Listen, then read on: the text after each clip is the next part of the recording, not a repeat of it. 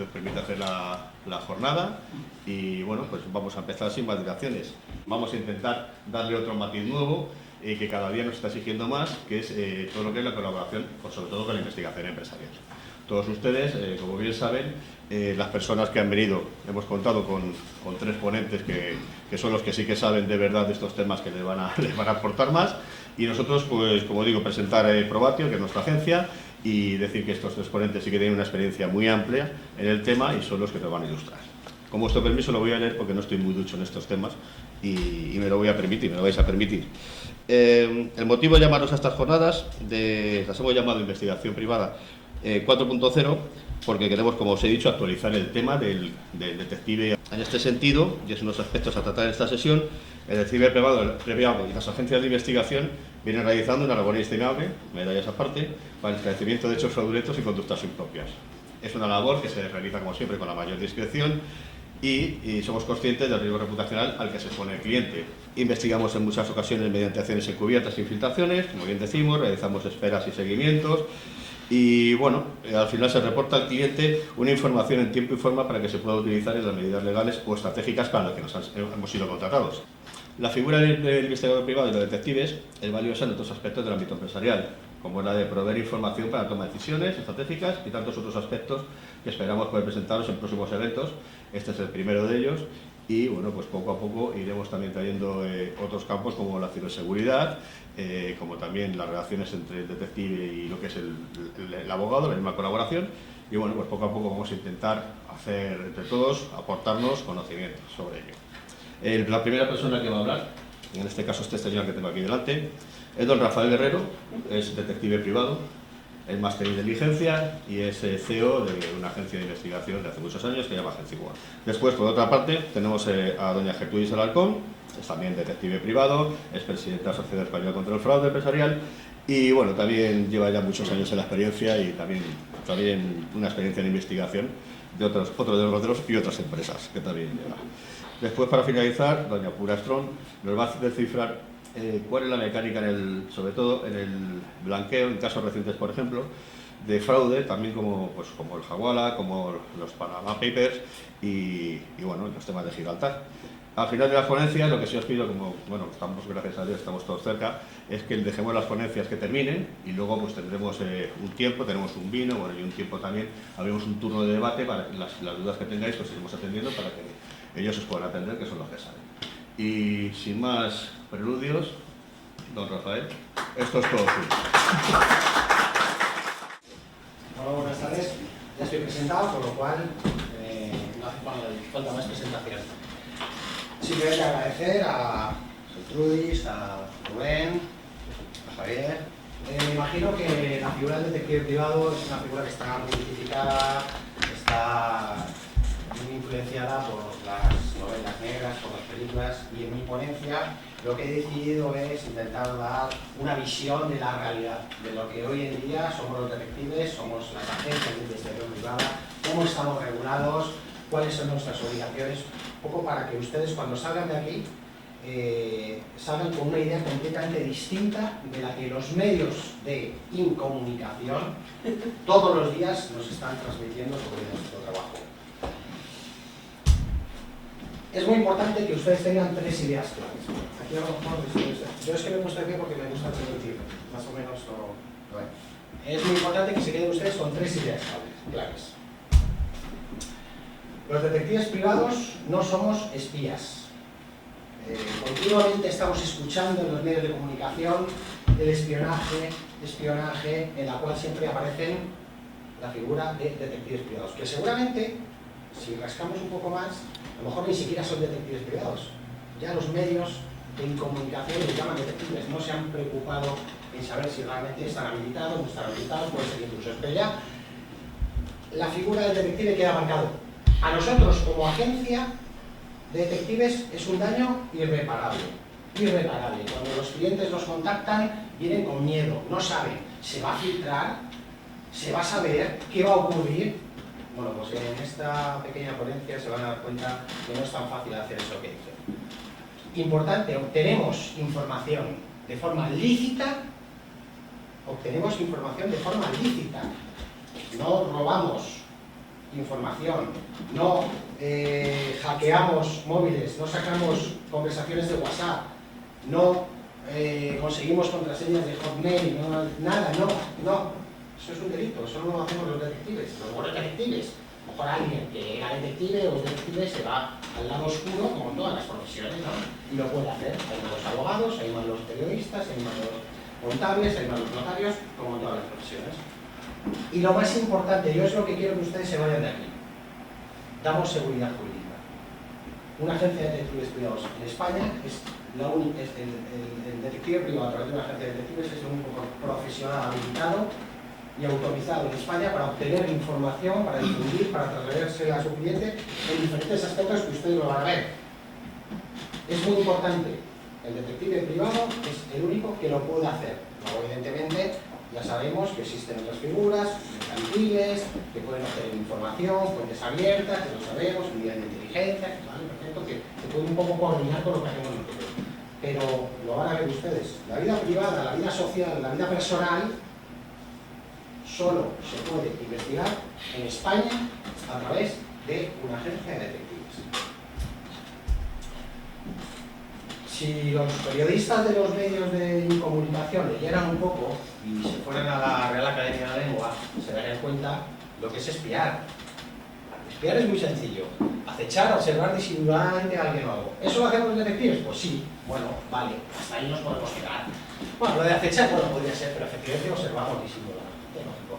Pero es que el matiz peyorativo de la palabra espionaje y espiar es el que todo el mundo se queda, que es la segunda acepción, que es intentar conseguir informaciones secretas sobre un país y una empresa. Eso es delito. Eso es delito y está tipificado en el Código Penal. Entonces, cuando ustedes escuchan espiar, no se quedan con esto, se quedan con esto. ¿De acuerdo? Porque es lo normal, es lo que todos pensamos, lo que hacen los espías. Si esta gente hubiera leído, o se hubiera informado un poco más, pues se hubieran ido a lo normal, lo que hacemos los detectives, investigar. Porque la sección de investigar es indagar para investigar algo, indagar para aclarar una conducta de ciertas personas sospechosas de actuar ilegalmente o irregularmente. No hace falta actuar ilegalmente, no hace falta cometer un delito, puede ser una irregularidad, una competencia desleal, una mala fe contractual, no es un delito, es una actitud, es una actuación irregular por parte de un empleado, un empresario, unos socios, tus hijos, ante cualquier situación que conlleve una obtención de prueba de información. ¿Cómo se articula el procedimiento investigativo a través de detectives en España? Pues sí, hay una ley, 5/2014, que además el día 5, ayer, el día 5 de junio, se cumplieron 2 años del plazo de adecuación que teníamos para que ya está completamente en vigor. Estamos en fase reglamentaria, todavía no ha salido el reglamento, porque claro, tenemos gobierno, entonces estamos ahí, que llevamos 2 años sin reglamento, pero bueno, ya tenemos una ley que ya ha pasado un periodo de plazo y ya está en vigor. Ya hay una serie de obligaciones que tenemos que hacer sí o sí. O sea, un detective, ¿quién va a pensar cuando salen las películas que está sentado en el despacho y viene el cliente y siempre está, que parece que tiene la pistola, que está regulado por una ley? Pues sí, estamos regulados por una ley. Con lo bueno y con lo malo que tiene. Claro, te obliga a una serie de situaciones en la cual no te salgas de ahí y claro, nuestra profesión es complicada. Estamos siempre en la línea, no sabemos hasta dónde. Luego los jueces interpretan de una manera. ¿Ha habido proporcionalidad? ¿No ha habido proporcionalidad? ¿Le has cogido con prismáticos? ¿Le has cogido en una ventana? ¿Le has cogido fuera? Estamos defendiendo los intereses de nuestros clientes. Necesitamos pruebas para demostrar. Entonces ahí estamos un poco y con un régimen sancionador muy grande. Por lo cual, ojo. Los detectives, los investigadores privados, legalmente habilitados, nos regula una ley. Es muy importante que ya en el preámbulo de la ley ya sale el concepto de seguridad jurídica. La ley del 92, que es la que fue derogada por esta nueva ley, era muy abstracta, hemos estado 20 años con ella, hemos intentado salvar lo que hemos podido, pero ya fíjense ustedes, ya en el preámbulo de la ley nueva, ya nos dice que se ha aprovechado esta nueva ley para definir conceptos o términos sobre nuestros despachos para una directa repercusión favorable en la mejora de la seguridad jurídica. ¿En la seguridad jurídica de quién? De nuestros clientes, de ustedes. de los abogados, de las consultorías, de las empresas, de los particulares, de los ciudadanos en sí, ¿no? Esto es muy importante, ya el preámbulo de la ley ya sale mejora de la seguridad jurídica. Es muy importante, en España no tenemos este concepto anglosajón de vamos a medirlo todo bien, vamos a hacer el due diligence, vamos a ¿quién contrata usted? Bueno, ¿está habilitado? ¿No está habilitado? No, me ha dicho el detective, bueno, pero la licencia está en vigor, ha sido suspendida, se la han quitado, tiene antecedentes. No, es como la figura del abogado, ¿no? No, es que es el amigo de un amigo, de un amigo, de un amigo, de un amigo, de un amigo. No, hay que ser serios, hay que contratar a gente habilitada y gente que sabe lo que hace, no el amigo del amigo que ustedes ya saben que luego al final acaba todo como el rosario de la aurora. El artículo 9 de la ley ya nos da la primera garantía. No podrá prestarse ningún tipo de servicio que no haya sido previamente contratado. O sea, la ley ya nos obliga a tener un contrato con nuestros clientes. No vale, no, es que me pueden mirar esto, a ver si tal, bueno, ya luego ya se lo diré, bueno, me puedes mandar un WhatsApp y me dice, no. Contrato. Contrato. Sin contrato no podemos trabajar. ¿Eso qué es? Seguridad jurídica para nosotros y para el cliente. Obligaciones que nos da la ley. Fíjense, nos obliga a tener un contrato de responsabilidad civil. Nos obliga a que si una sentencia nos condena porque en un informe hemos puesto algo que perjudica a nuestro cliente, tener que tener un seguro de responsabilidad civil que quede cubierta esa contingencia. Ya estamos obligados por ley. No es, no. Formalizar por escrito un contrato por cada servicio de investigación que les sea encargado. Lo mismo, el 25A. Te lo vuelve a recalcar por si no quedaba claro. Ojo, en el 37 ya nos dice, se encargarán la ejecución personal de los servicios de investigación privada mediante averiguaciones sobre personas o hechos o conductas privadas. Averiguaciones. Ya nos dice lo que tenemos que hacer. No, bueno, ¿cómo lo hace usted? Bueno, ahora lo veremos, porque recalca más. Y muy importante, ya la ley nos obliga a redactar un informe que tenemos que entregar a nuestros clientes. Seguridad jurídica, yo investigo, lo plasmo en un informe y se lo tengo que entregar al cliente. No vale decir, no, es que no ha habido nada, es que no he encontrado... No. Usted plásmeme, documenteme lo que ha hecho y me lo entrega al cliente. Y me lo entrega. No vale decir, no... Ojo, se dan cuenta, ¿no? Además, el artículo 48 ya nos dice que la aceptación del encargo de investigación requerirá la acreditación por parte del solicitante del interés legítimo alegado, que quedará constatado en el contrato del informe. Gran dilema, interés legítimo alegado. ¿Qué es eso? Implica que tiene que haber una relación entre el cliente y el investigado. No vale que me diga, bueno, quiero saber si mi vecina, bueno, tiene novio. No sé, porque me gusta. Los encargos a los detectives son... Por eso escribo novelas, porque son realmente para escribir libros. Hay encargos de todo tipo. Pero muy importante, ya la ley nos obliga a que haya un interés legítimo, alegado, el cliente nos lo tiene que decir. Y lo tenemos que plasmar en el contrato, y lo tenemos que plasmar en el informe. No vale, claro, ¿qué ocurre? ¿Qué problema nos encontramos? Pues ustedes, ¿no? Si le llega un cliente y les pide un servicio, el interés, claro, para ustedes a lo mejor es más sencillo, ¿no? Contrato un servicio, doy un servicio, se lo doy. ¿Para qué? Pues les da igual. Bueno, pues no, llega, me se lo hago, me soy experto en contabilidad, pues lo hago una auditoría, no, nosotros ya nos obliga a que figure el contrato y figure el informe. Y claro, nos encontramos con el problema, ¿cómo se acredita un interés legítimo alegado? Porque a mí me puede llegar una mujer y decir, quiero que siga a mi marido. Vale, hoy en día, tal y como están las cosas, como para pedirle el libro de familia. No, tráigame el libro de familia, pero bueno, en España en un momento dado no hay problema, pero a veces nos ocurre que nos salen, trabajamos mucho al extranjero, clientes ingleses, Nueva Zelanda, o gente que no está casada y ni siquiera está en pareja. De hecho, que como ustedes saben, si se puede acreditar que llevan 2 años de convivencia juntos, ya se crea un vínculo, incluso sentencias judiciales. ¿Cómo acredito yo, como me dice la ley, que existe un interés legítimo alegado?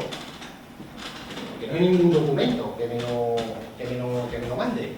Pues muy sencillo, cuando la ley otorga al solicitante el derecho a verificar los hechos de circunstancias a que se refiere el encargo, ¿vale? La ley. La ley obliga, ¿vale?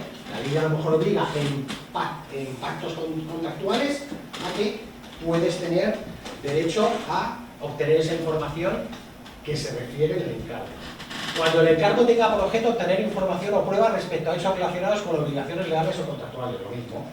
Tienes un pacto en un contrato, ¿vale? Y eso te permite obtener información.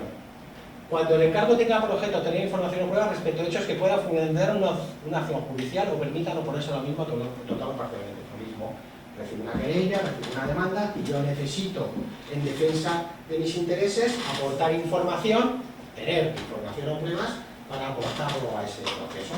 Ya tenemos el interés legítimo. ¿Vale? Lo mismo cuando el encargo tenga por objeto obtener información o pruebas destinadas a la adopción de decisiones lícitas. Tienen que pensar ustedes que muchas veces nuestros informes no solo para obtener pruebas, también es para obtener información para tomar una decisión. Yo, por ejemplo, como ustedes saben, hoy en día para una demanda de divorcio no hace falta acreditar que cónyuge ha sido infiel. Porque vas al juzgado, con el abogado, pones la demanda y te separas. Pero es cierto que yo a lo mejor si sé si mi cónyuge es infiel, puedo tomar una decisión. He puesto este ejemplo porque es el más sencillo, pero hay muchísimos más ejemplos, ¿vale? Entonces, cuando el encargo tenga por objeto obtener información para la adopción de decisiones, toma de decisiones, es muy importante, importantísimo. Los detectives ayudamos mucho, tanto a las empresas como a los particulares, en la toma de decisiones, importantísimo. Cuando el encargo tenga por objeto verificar la veracidad o suficiencia de información facilitada por el investigado. Verificación de currículum. Un currículum y yo necesito verificarlo. Necesito saber. Si me dicen que ha hecho un MBA en una escuela, necesito saberlo. Si me dicen que ha estado de consejero delegado en una empresa para un puesto de dirección financiero, necesito verificarlo, necesito saberlo. Esto es importantísimo, pero en España apenas. Esto en los países anglosajones, Estados Unidos, Reino Unido, es muy habitual. Ya en las cláusulas de los contratos, los propios trabajadores autorizan, ¿vale? Cuando el propio investigado o su representante legal consintieran expresamente que se prestase el servicio de investigación contratado.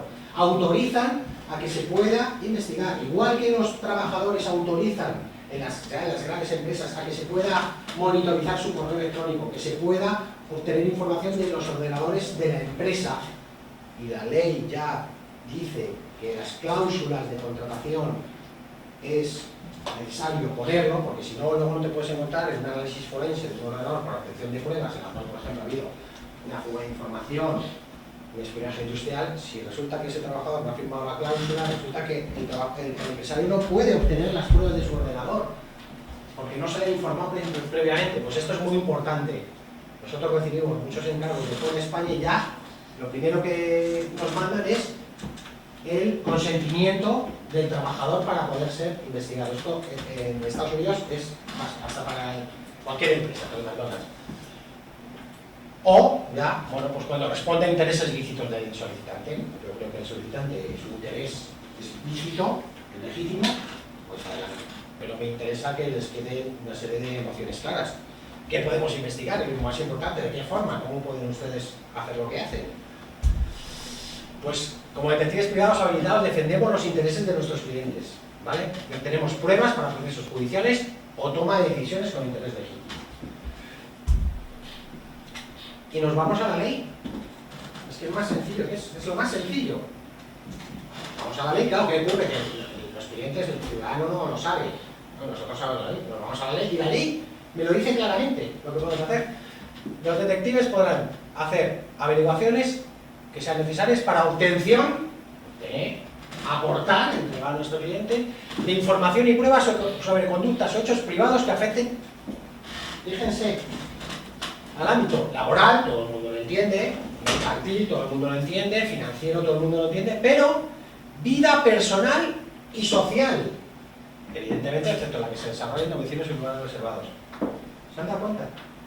Y cuando muchas veces me reúno ensayos, con amigos, y me dicen, bueno, pues, si yo veo que me sigue un detective, me está invadiendo mi intimidad, ¿no? Va detrás mío, me está invadiendo mi... No. La ley ya no. Otra cosa es ¿Cómo lo hagamos? La proporcionalidad, que ahora lo veremos.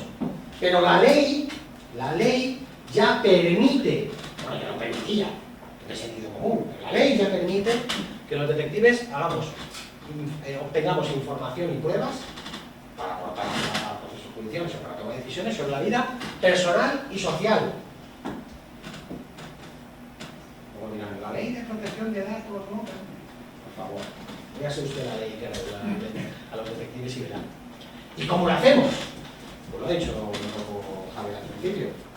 Mediante vigilancias, seguimientos, intervenciones directas, entrevistas, observaciones, comprobaciones personales para obtener esa información y también mediante la obtención de información en fuentes abiertas y registros públicos. Vamos, la obtención de información en fuentes abiertas y registros públicos evidentemente no lo puede hacer todo el mundo. No es acceso, bueno, ojo, porque el registro de la propiedad y el registro mercantil ya hay una pestañita que te dice ¿para qué? ¿para qué? Y todo el mundo pincha interés para... bueno, ya lo saben ustedes, que a mí me lo hacen desde hace muchos años que no... De solvencia, me parece que... Sí, de solvencia. Pero fíjense ustedes, qué es curioso, ¿Cómo es este país? Se preocupan tanto de la ley de protección de datos. A mí, si obtengo información sin tener un interés legítimo alegado y me lo haya firmado mi cliente, la que me puede caer. Y hoy en día cualquier persona se va al registro de la propiedad y saca banco, con el que se está pagando la hipoteca, domicilio,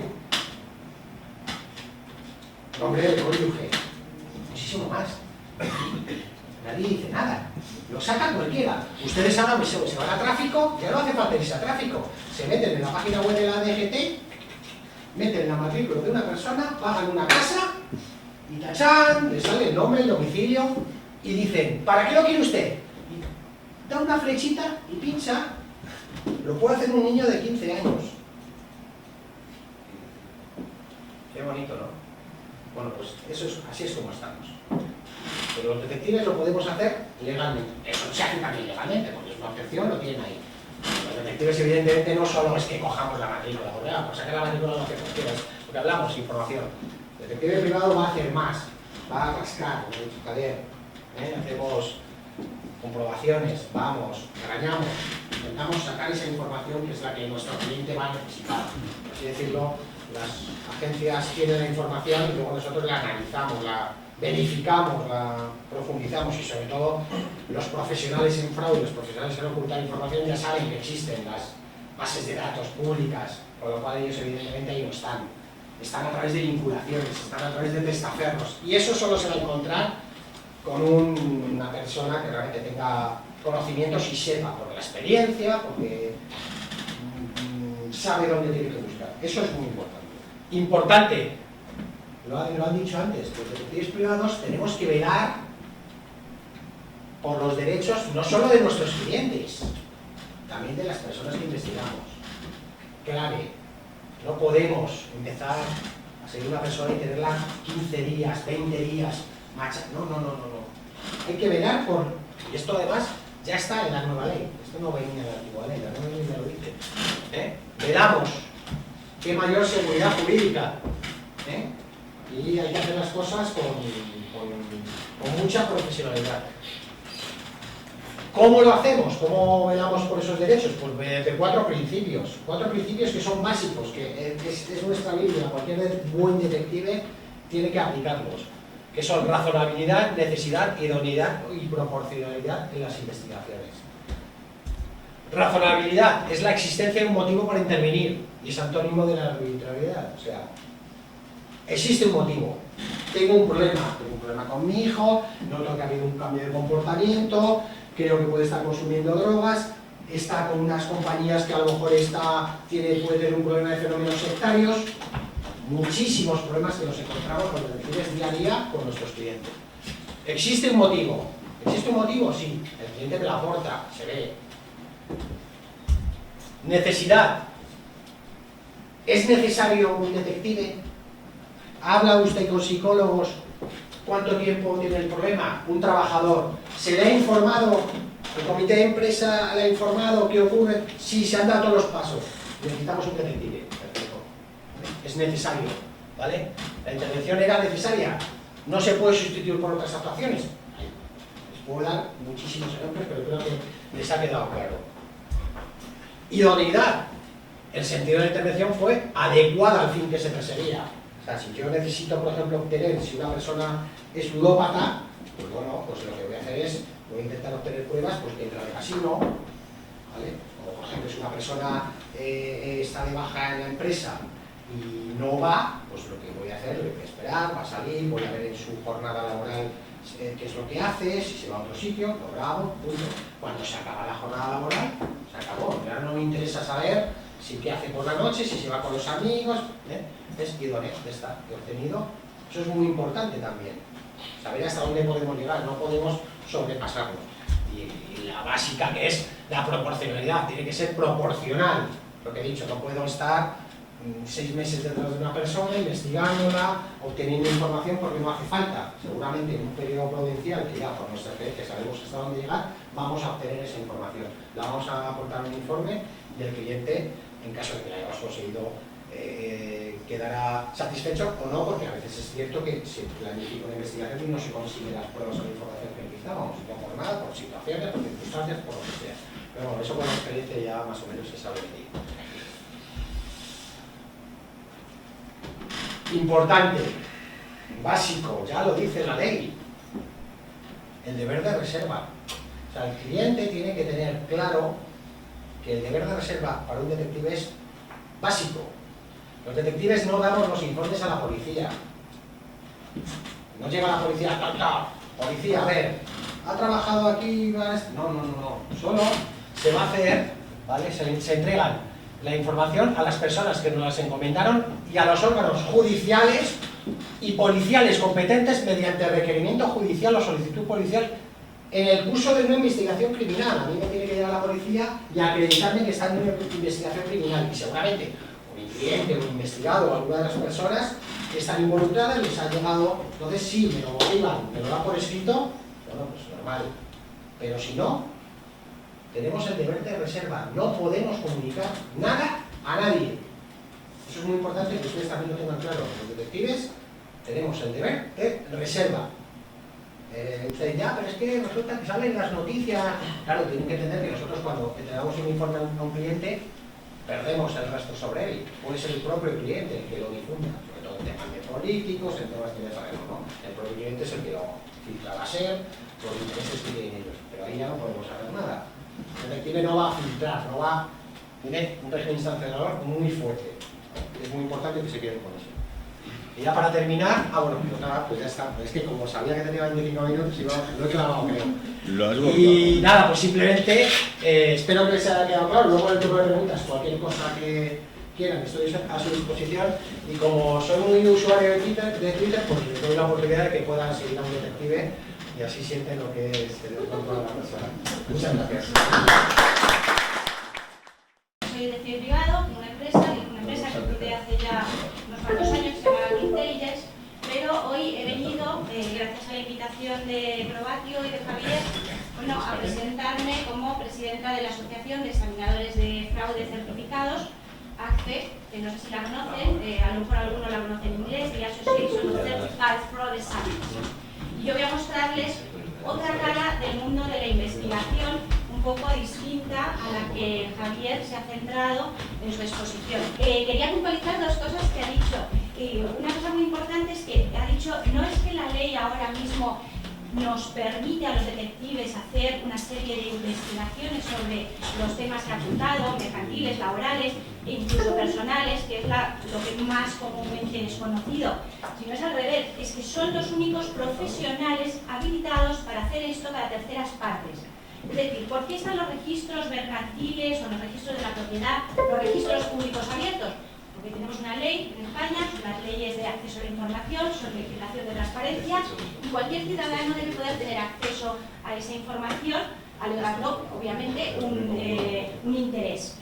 Pero la diferencia más grande, y en el mundo del que yo les voy a hablar, que es el mundo de la empresa, tiene que ver con para qué va a ser utilizada. Si ustedes lo pueden consultar, pues para conocer la propiedad del piso donde ustedes han alquilado, la situación del propietario o algún hecho concreto de su vida personal. Pero esa información no la pueden utilizar para el uso de un tercero, es decir, para entregarla a otra persona para su uso si no son detectives.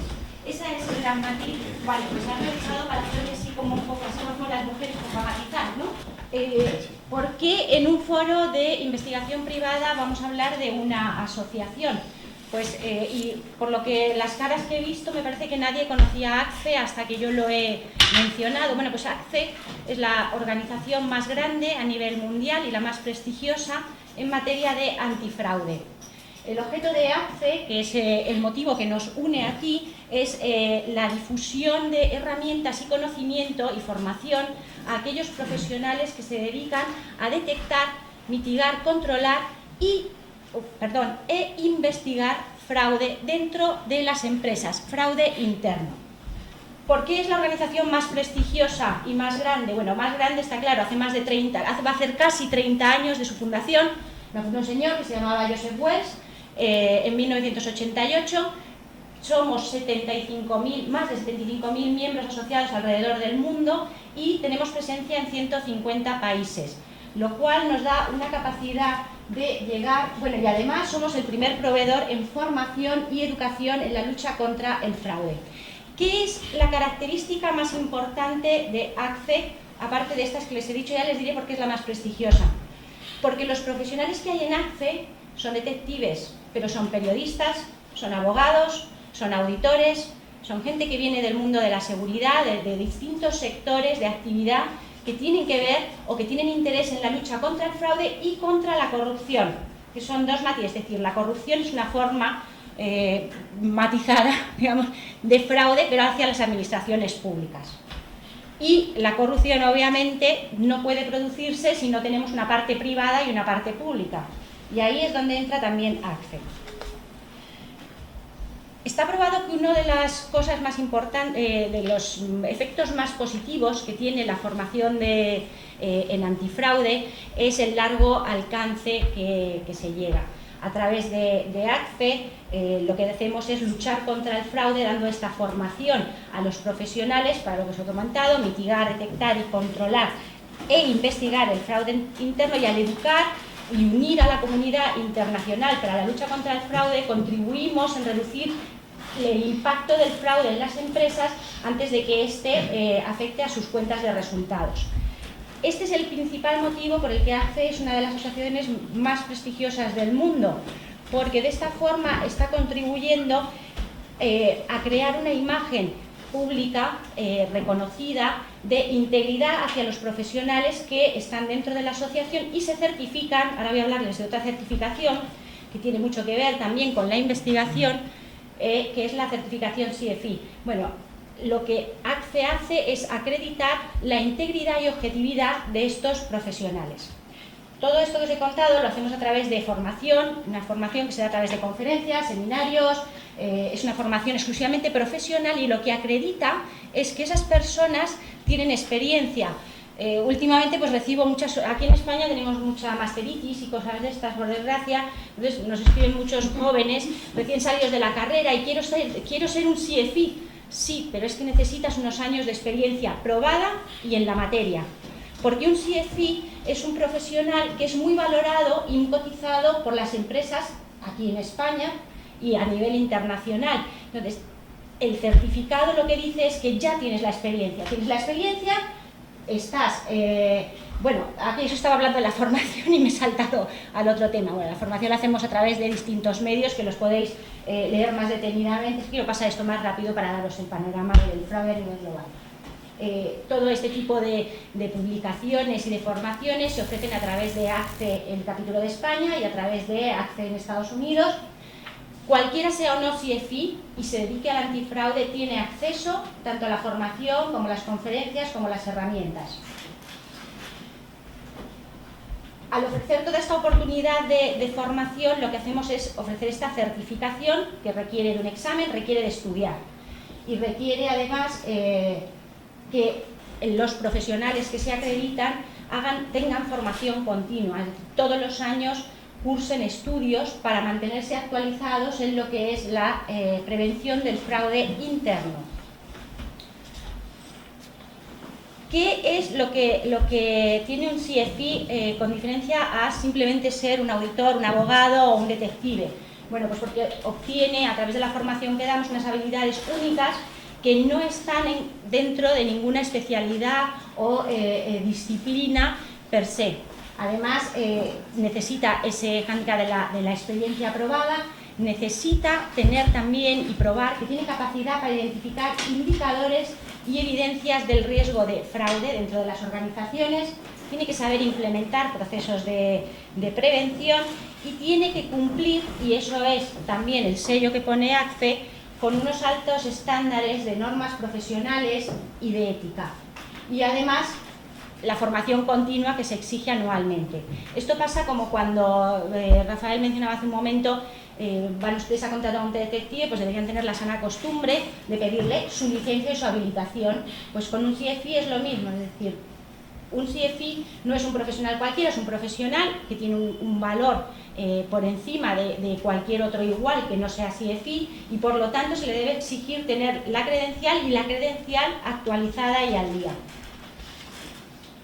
Una de las cosas importantes que hemos conseguido a través de ACFE, al estar en tantos países, es llegar a una definición de qué es el fraude interno para una organización. A nivel global, lo que hemos consensuado los CFIs es que el fraude es el uso del puesto que se ocupa en una empresa para el enriquecimiento personal, bien a través del mal uso deliberado o de la mala aplicación de los recursos o activos de la organización en la que se trabaja.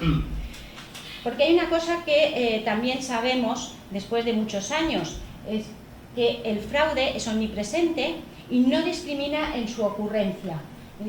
No hay empresa que en mayor o menor medida se libre de sufrir algún tipo de fraude a lo largo de su historia.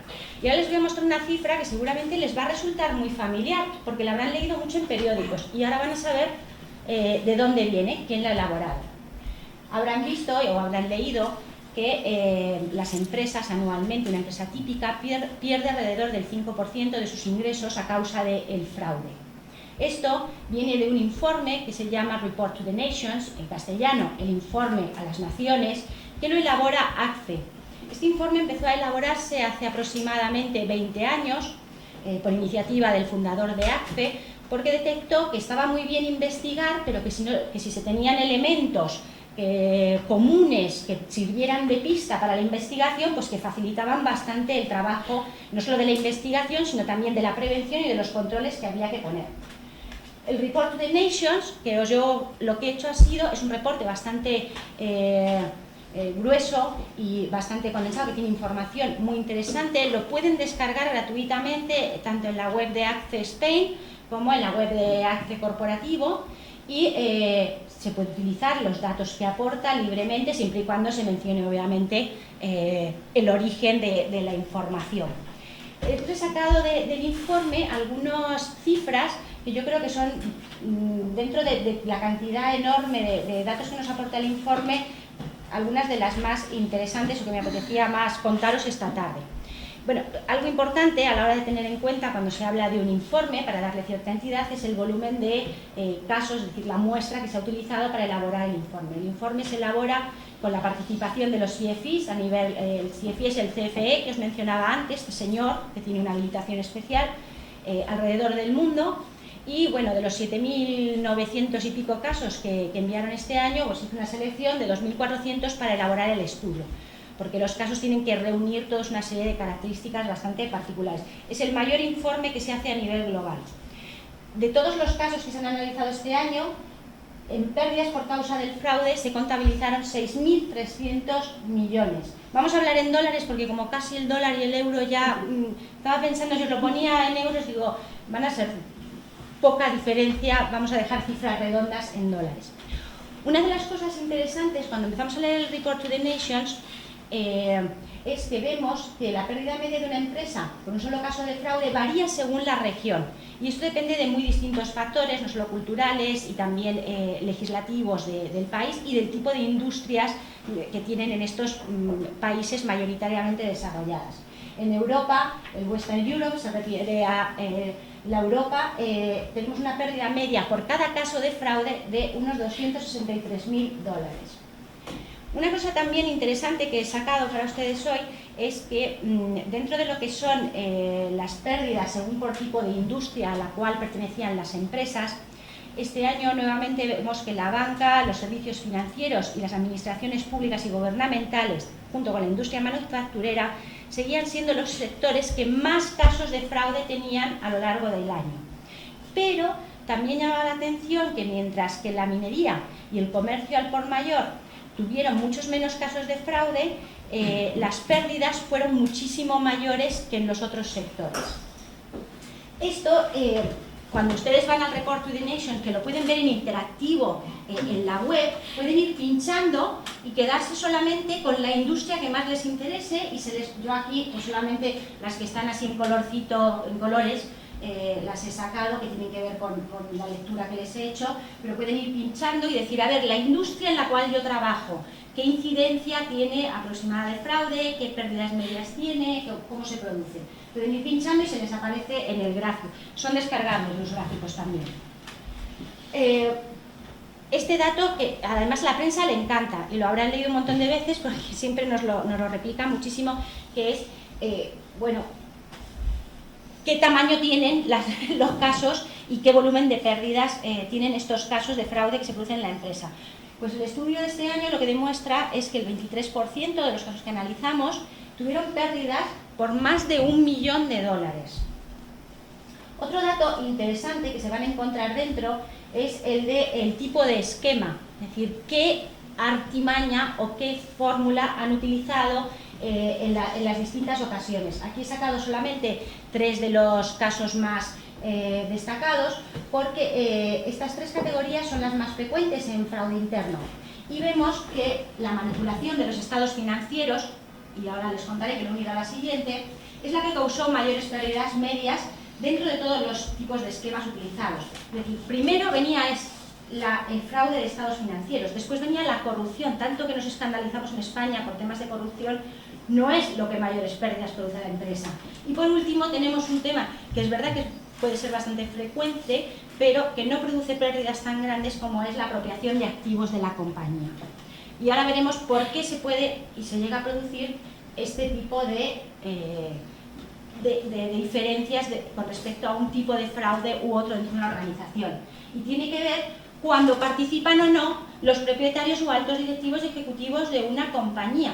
Cuando ellos están metidos en un fraude, las pérdidas llegan a ser 10 veces mayor que las que pueda tener una empresa por las cometidas por un pequeño empleado. Si algunos se dedican al mundo de la investigación o vienen del mundo de la empresa, sabrán que se investiga con mucha mayor frecuencia al empleado que al directivo, al propietario ejecutivo, que es el que realmente puede llevar a la quiebra una compañía. Y son los que mayores pérdidas causan. Otro de los datos que os he traído, que también me parece muy interesante, porque a la hora de hacer una investigación, ¿quiénes participan? ¿Cuántos hay ahí? ¿A cuántos vamos a llevar al juzgado, por decir de alguna forma? ¿Cuántos el abogado va a poner en la demanda? Bueno, una de las cosas interesantes es que, obviamente, cuantos más participan en colusión, cuantos más personas internas, aquí también juega a veces factores de personas externas en colusión para cometer el fraude, pues más altas tienden a ser las pérdidas, como verán. Con los casos que nos encontramos, que había un solo empleado, las pérdidas medias eran aproximadamente $65.000, yo no sé si tú ves. Sí, veo, veo. Aquí nos encontramos que ya teníamos 5 o más personas, pues claro, tenía que repartirse más, pues se robaron más. Pero también esto ayuda muchísimo a la hora de enfocar una investigación, porque cuando uno empieza a ver, empieza a cuantificar el impacto que tiene esto en una compañía y tienes un solo sospechoso y ese sospechoso, digamos, no es de alta jerarquía ni tiene acceso a manipulación de estados contables ni una serie de cosas que te faltan, posiblemente otros participantes en el juego. Y no sé si esta es de las últimas, pero os quería contar también algo que también es muy interesante, puesto que vamos a hablar, bueno, en materia de investigación y detectives me parece que se habla poco de cumplimiento. El cumplimiento está directamente vinculado a la actividad de la investigación, porque como ha dicho Rafa, la investigación significa obtener información no solo de personas, sino también de entidades mercantiles, y está directamente vinculado al cumplimiento actual no solo del Código Penal en materia de diligencia debida, sino también en materia de contratación de empleados. Esta se la he traído desde todo el fajo de datos y cifras y cuadros interesantísimos que hay en el Report to the Nations, es qué ocurrió con las empresas cuando tenían controles o no tenían controles. Entonces me ha parecido bastante interesante porque prácticamente, según el tipo de control, lo que nos encontramos es que siempre con y sin controles la diferencia entre la pérdida era el doble. Por ejemplo, cuando la empresa hacía monitoreo proactivo de datos y análisis, cuando una empresa hace revisión de la dirección, el que más me gusta a mí, los canales de denuncia, y la diferencia que obtenemos con respecto a el impacto de fraude de una a otra. ACCE, nuestra misión es dar formación y proveer herramientas a los profesionales. Pues os quiero contar que el día 20 y 21 damos otro curso, ACCE ha puesto a disposición otro curso muy interesante, está vinculado obviamente al mundo de la investigación interna, que es el mundo de las entrevistas como fuente de información. Este tema es una temática bastante delicada, muy difícil de dominar, bueno, y en ACCE lo que hemos conseguido ha sido traer como profesor a uno de los mejores psicólogos en esta materia, dentro de lo que es hablando en argot, interrogatorios, pero no, en la empresa no es un interrogatorio nunca, es una entrevista donde uno tiene que saber cómo manejar esa relación. Entonces, bueno, pues os dejo aquí, la inscripción se hace a través de la web, son cosas accesibles a todo el mundo, se va a hacer en 2 jornadas de tarde, sé que son malas fechas, pero nos lo estaban pidiendo y no teníamos más remedio que sacar el curso. Y también por disponibilidad de los profesores, son gente pues muy profesionales, muy demandados y que tienen pocas posibilidades de tener un hueco para dar formación. Y bueno, no sé si he hablado muy rápido, pero muchas gracias por vuestra atención. Está perfecto.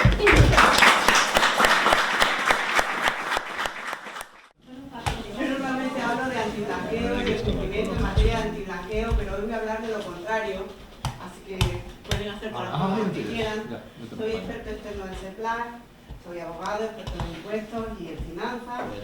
Y bueno, la verdad que mi investigación es muy diferente, no es tan divertida como la de ellos, y se da todo con Rudy, que sabe muchísimo más.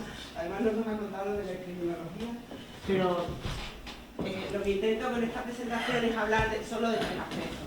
¿Ya? Uy, qué bien, gracias. Vamos a hablar solamente de 3 cosas. Es una presentación más cortita, porque entiendo que tiene que estar hasta las narices. Entonces, en primer lugar, vamos a hablar del hawala. ¿Cuánta gente aquí sabe lo que es hawala? Se supone que los temas de blanqueo y los temas de prevención de blanqueo, de lucha contra el terrorismo, todos nos los imaginamos como de la guerra, ¿no? Y de la guerra son. Pero para mí, claro, tengo una visión muy así enfocada, como los burros, ¿no? Para mí todo el tema viene de la financiación. Si no hay dinero, puede ser que hasta que evitemos que haya fraude, que haya terrorismo. Ya sé que es idealista, ¿no? La forma más sencilla, más simple, más barata de financiar es el hawala. Y esto es legal, completamente. ¿Alguien tiene aquí edad, como yo, para saber lo que eran los giros postales? Bueno, pues el hawala es lo mismo, pero sin correo. Tenemos al financiador, que puede ser cualquier persona que esté en cualquier país, de Europa, de Canadá, de Estados Unidos, donde quiera que esté, que simplemente tiene pues 1000 eurillos así, que le van bien para la causa, que a su vez se lo pasa normalmente por efectivo, se hace el depósito, que no quiero decir que todas las carnicerías se dediquen a esto, pero normalmente son carnicerías o son locutorias, carnicerías especiales, bueno, ya saben las que son, ¿no? Entonces, normalmente aporta la cantidad al primer agente hawala, que está en esa carnicería y es el dueño. Hay gente que dice avala, pero se llama hawala en árabe, ¿no? Esta gente, normalmente por teléfono móvil o por tarjeta de crédito, pasa a un segundo agente, que suele estar India, Pakistán. O sea, el segundo agente suele estar en el país receptor, pero no es la persona receptora.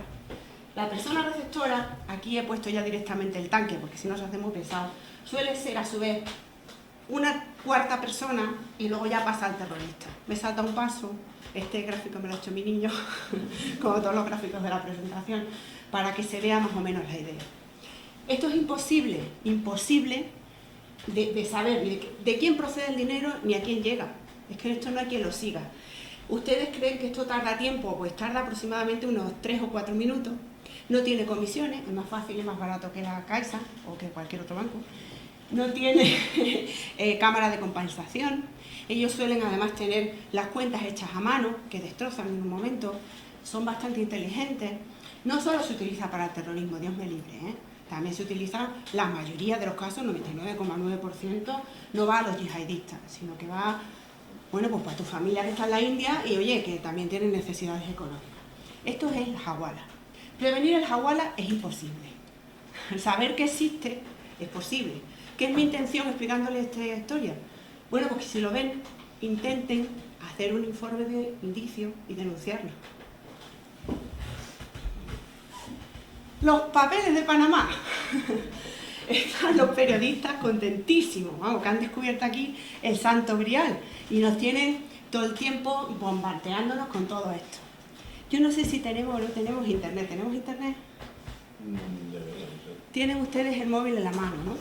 A mí me gustaría que vieran lo que nos han hecho, porque es muy divertido. No sé si va a funcionar o no. ¿Me permiten? Yo creo que sí, la clave. Pero a lo mejor es esta...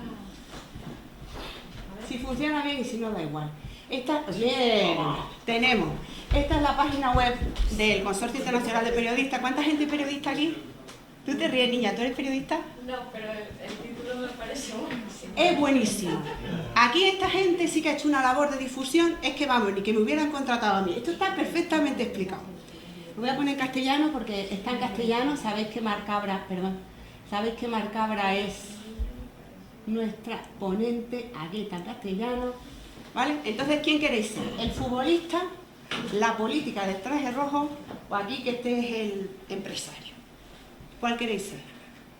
Decidme, ¿cuál quieres ser? Miguel Ángel, ¿cuál quieres ser? Tú quieres ser futbolista, ¿no? Bueno. Por ejemplo. Pues vamos a Juan Penalti. Eres una estrella de fútbol, Miguel Ángel. Entonces, estamos en el 2001, un futbolista famoso, felicidades. Tu agente está negociando un contrato tal. En lugar de pagar los 2 millones de dólares en impuestos por el acuerdo, tú deseas ocultar ese dinero a las autoridades fiscales. ¿Qué es lo que haces? ¿Qué haces, Tom? ¿Abres una cuenta en Suiza o creas una sociedad offshore? Dime, corre, rápido. Offshore, Suiza ya no... Bueno. Todo el mundo sabe lo que es una sociedad offshore, ¿verdad? Con la lata que dan. Pues venga, buena jugada. Has ocultado tu dinero, has ganado. Esto es interactivo, ¿eh? Y ellos mismos escriben estos textos. O sea, no es que... Tu banco constituye una sociedad que se llama Sunny Heaven, pues nombre.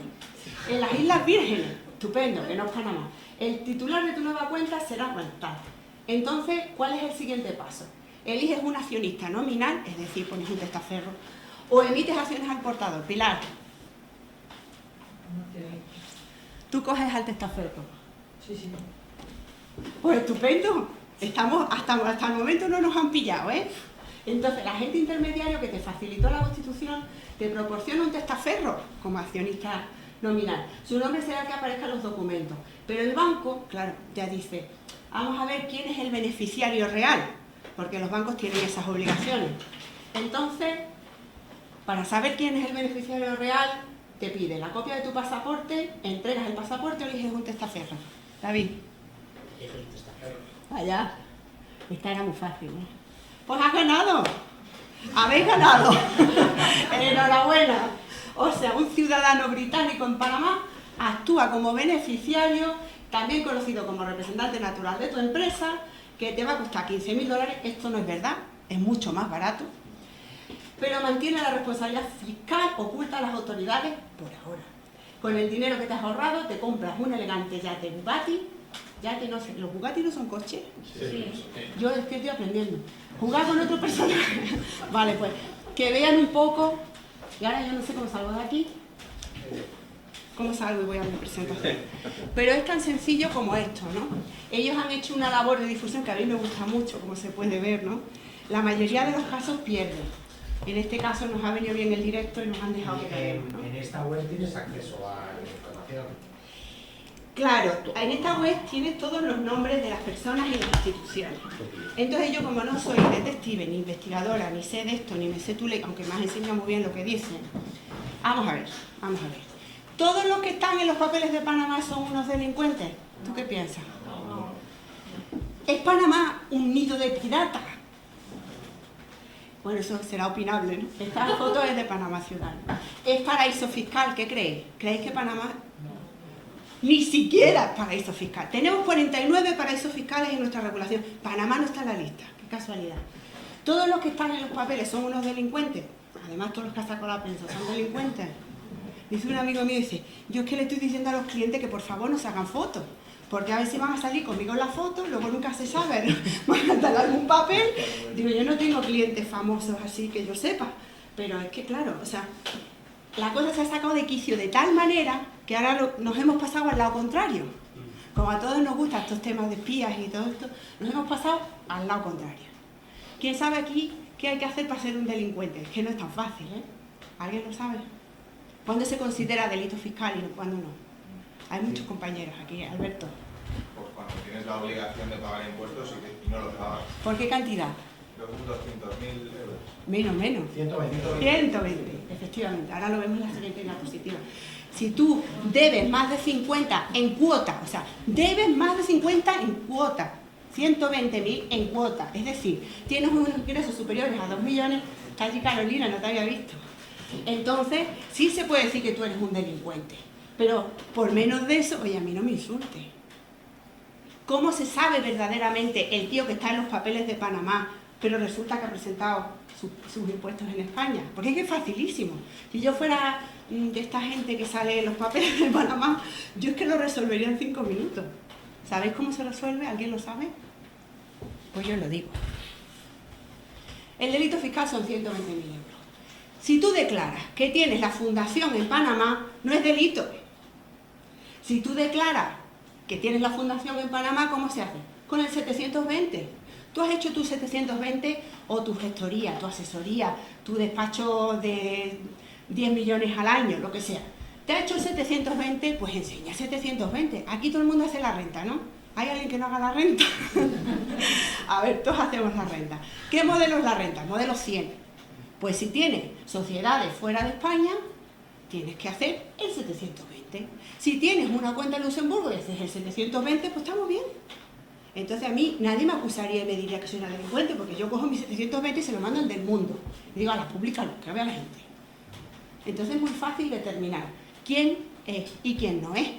El que no lo haya presentado y tenga menos de 120.000 euros ha cometido un error administrativo. Un error administrativo, que son 35 euros de multa. ¿Vale? No es un delincuente ni ha cometido un delito fiscal. Entonces todo esto lo tenemos que tener muy claro. A mí me gusta mucho el Consorcio Internacional de Periodistas y los felicito. Pero hombre, vamos a informar bien a la gente de cuándo es y cuándo no. Porque entonces, ¿qué es el KYC? El Know Your Client. Esto es lo que ha destapado toda esta marabunta de información. Cuando alguien viene a un abogado, a un banco, me imagino que un detective, que no estáis en la lista de sujetos obligados del CERBLAC, no estáis en la lista, pero bueno, cuando alguien viene a un sujeto obligado, tú tienes por ley que pedirle que se identifique.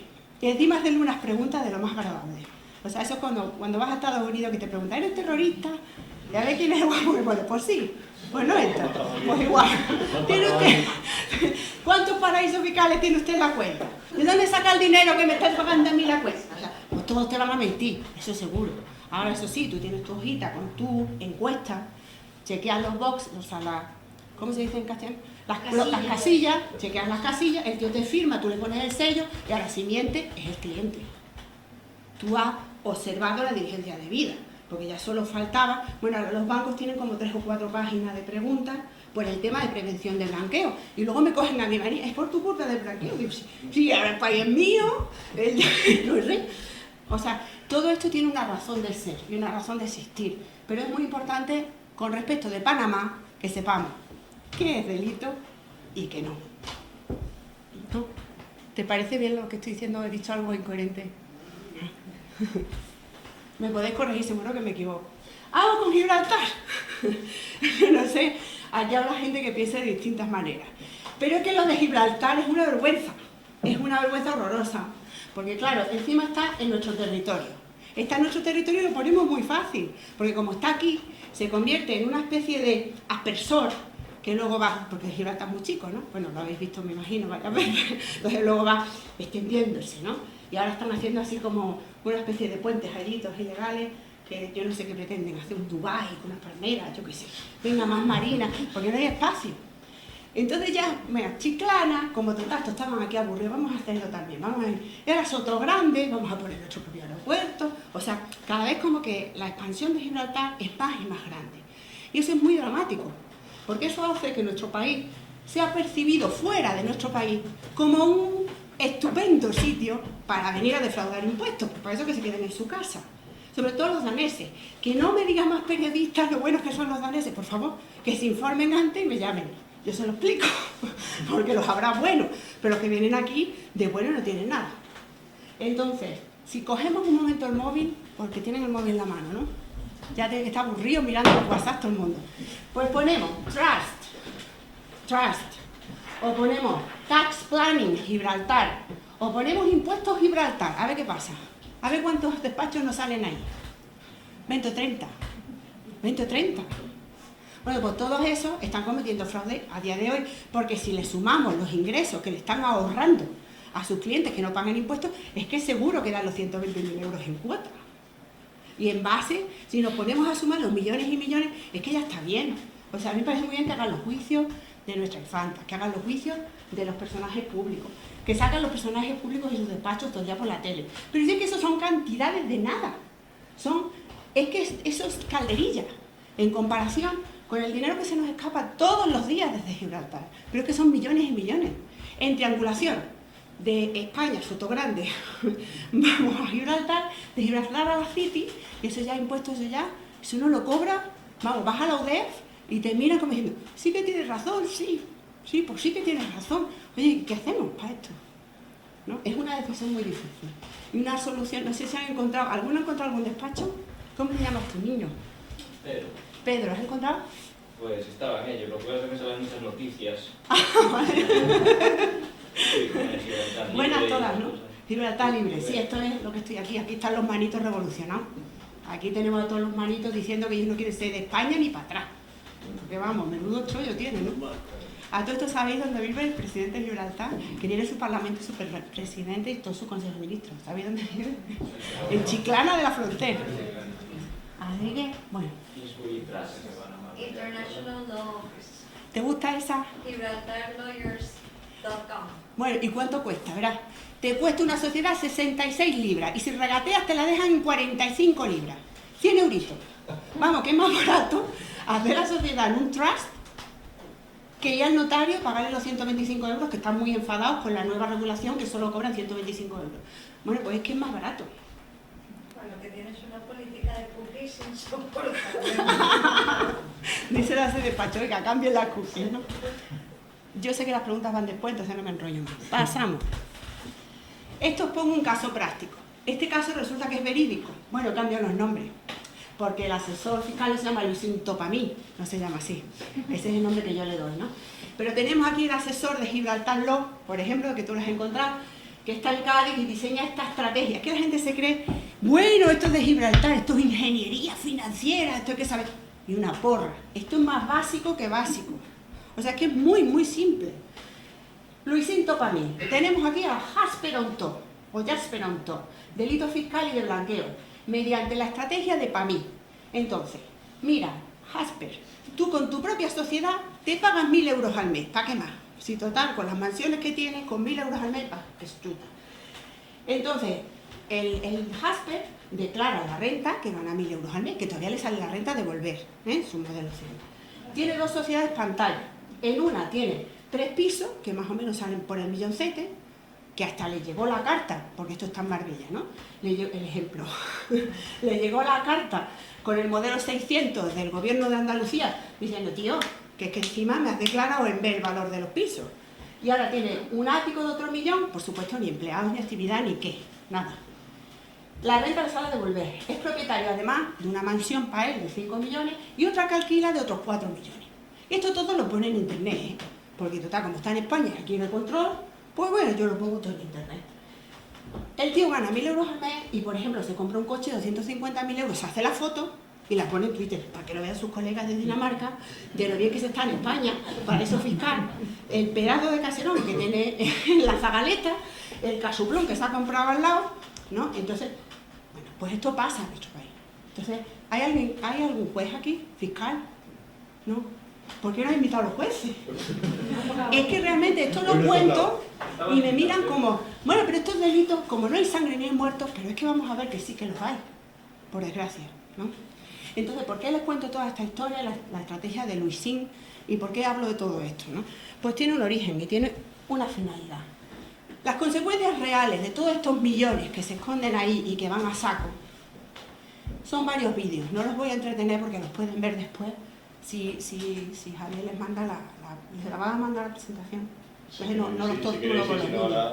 Tranquilamente tomando algo. Es que los vídeos están muy bien hechos. Realmente en Latinoamérica se sabe más que aquí de las nefastas consecuencias que trae el blanqueo. ¡Nefastas! Entonces ellos nos han hecho estos dos vídeos sobre el narcotráfico y la corrupción política, consecuencia del blanqueo. ¡Qué fácil! O sea, ¿hay alguien político? ¡Qué fácil sería! ¡Qué fácil sería decirle a los políticos, vamos a hacer un plan de prevención antiblanqueo brutal, que no dejemos tiesto en pared! Es que sería muy fácil. Lo que pasa es que, claro, no lo quieren hacer. Entonces, ojalá alguno se convenza. Yo ya tengo convencidos a algunos ayuntamientos, claro, a nivel local, que son súper honrados, y como están en elecciones, quieren demostrar lo honrados que son, policías locales, súper honrados, que quieren demostrar, y eso sí, esos te dejan que les haga un informe de experto externo, sabiendo que después se lo voy a archivar al CERBLAC, y me dejan. Entonces, claro, requiere mucha valentía, pero para eso estamos aquí, para ser valientes, porque si no, no me aguantáis, ¿no? Entonces, los dos vídeos yo recomiendo que los veamos, no os los voy a poner porque estáis agotados. ¿Qué consecuencias reales tiene? ¿Sabéis lo que está pasando con Donald Trump y Hillary? Es que no quería poner a nadie de España porque... Entonces, ¿sabéis lo que pasa, no? La amenaza de Trump contra Hillary es que yo sé que tienen los millones escondidos. Pues si no se permitiera este tipo de paraísos fiscales de las narices, si no hubiera blanqueo tan aceptado por la sociedad, pues no tendrían problema estos dos señores, sabríamos a quién votar si fuéramos americanos. Siria, ¿nosotros qué creemos? ¿Que lo de Siria es una cosa que no tiene que ver con el dinero y con el blanqueo? Pues tiene muchísimo que ver. Los gobiernos bloquean a todas aquellas sociedades que hacen negocios con Siria. Sí, y todo lo que estaba detrás, o sea, ¿cuántas sociedades de Mossack Fonseca, alguien lo sabe? ¿Cuántas sociedades de Mossack Fonseca tenían negocios de armamento? ¿Cuántas? ¿Alguien sabe el porcentaje? Casi un 90%. Y el resto eran trans y artistas y famosos y políticos. Entonces el negocio de la guerra, el negocio del armamento, es el que más utiliza estas estructuras. Entonces es una consecuencia real muy dolorosa, muy lamentable que esto pase. Y esto pasa porque nosotros permitimos en nuestra conciencia y en nuestro gobierno que pase. Y he quitado otra foto y he puesto otra porque tenía otras todavía más desagradables. Porque lo que quiero, ya no me vais a invitar a más charlas, porque esto no lo puedo decir cuando estoy hablando a 300 personas de la policía, os lo puedo decir aquí en pequeño, ¿no? Que veamos esa conexión, que el dinero negro no es dinero negro, es esto. Y que aunque a nosotros no nos pase, estos del barco no son mejores que nosotros, ni peores, vamos, mejores que yo son seguros, pues yo no tengo valor para hacer esto. Entonces, esa conexión, pensemos, meditemos, sin dinero negro se hubiera llegado a toda esta miseria de Siria con esa cantidad de armamento extraordinario. Estoy acabando porque es mucha carga emocional la que conllevo, ¿no? Yo puedo acabar con el blanqueo y con el fraude. Si para ganar la guerra, como decía Napoleón, que ha salido muy favorecido en este cuadro, hacía falta tres cosas: dinero, dinero, dinero. Eso lo dicen siempre los guardias civiles en sus ponencias antiblanqueo. Esta frase, ¿no? Bueno, ¿qué pasa si no hay dinero? ¿Se pierde o se termina la guerra? ¿Se termina? ¿Existe otra forma de hacer guerra? Para no dejarles con esa sensación así de abatimiento, yo saco aquí, porque nosotros también en España no solamente tenemos un país fabuloso y tenemos un espíritu de superación impresionante, sino que tenemos filósofos como Ortega, que están vivos, como está aquí Javier Fernández Aguado. ¿Alguien lo conoce? Pues les invito a que lo conozcan. Tiene más de, yo qué sé, 100 libros. Él compara los momentos históricos con la corrupción, la superación Y esta frase es de él, ¿no? Las cosas se resuelven con trabajo, ilusión y suerte, si la suerte te encuentra trabajando. Y con esto les dejo.